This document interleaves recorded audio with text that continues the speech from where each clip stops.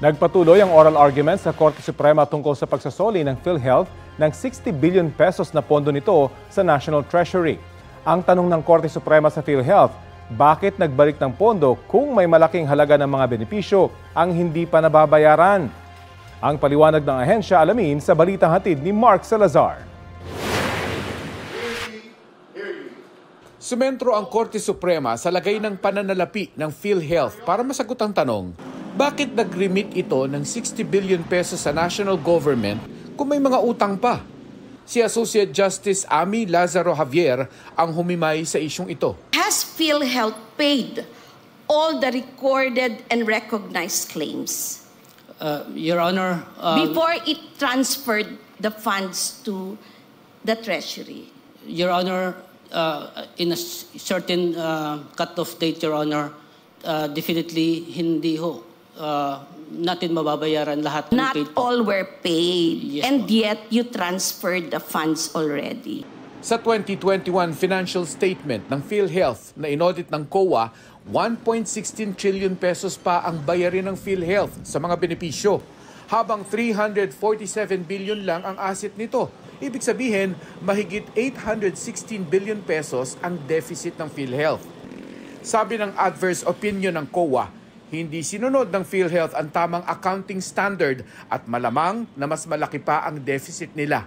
Financial statements do not present fairly the financial position of PhilHealth. In short, the negative equity of PhilHealth may be way more than 816 billion pesos. Even if you double up your assets, they're not enough to pay off your liabilities. Unti-unti namang bumaba ang deficit hanggang sa 26 billion pesos na lang noong 2022.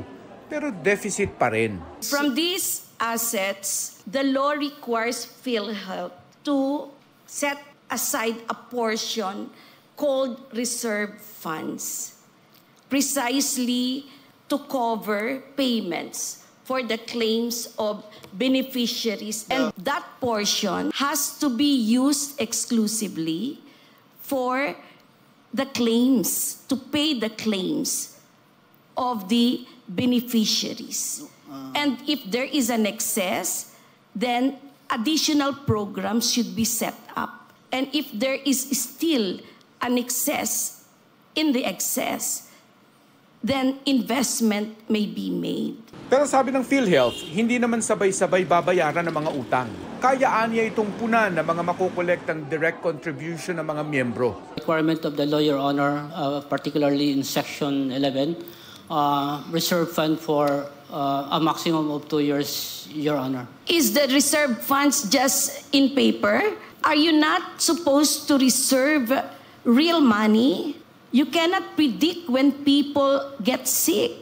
Sabi rin ng Government Corporate Council ng PhilHealth, hindi mababang karote ang PhilHealth dahil sagot ito ng gobyerno. It is the state insurance company. It cannot be insolvent because by law, the government of the Philippines guarantees the financial viability of the program or the National Health Program administered by PhilHealth. Sa labas ng Korte Suprema, nagpahayag ang mga petitioner kung bakit nila ipinababalik sa gobyerno ang 60 billion pesos na kinuha nila sa PhilHealth.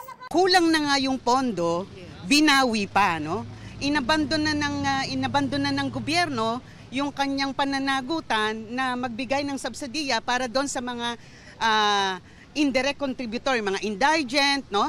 At ipinapapasan ngayon doon sa mga kontribusyon ng mga manggagawa. Malinaw po na hindi sapat ang pondo ng PhilHealth para dun sa sinasabi nating reserve fund nito. Hindi kasi sapat na sasabihin natin na basta may balancing pondo ang PhilHealth ay excess fund na ito. Nag-file din ng petition si Dr. Tony Leachon laban sa gobyerno at kongreso sa pagbibigay naman ng zero budget sa PhilHealth para sa 2025. Nagpapatuloy pa rin ang oral argument sa Korte Suprema.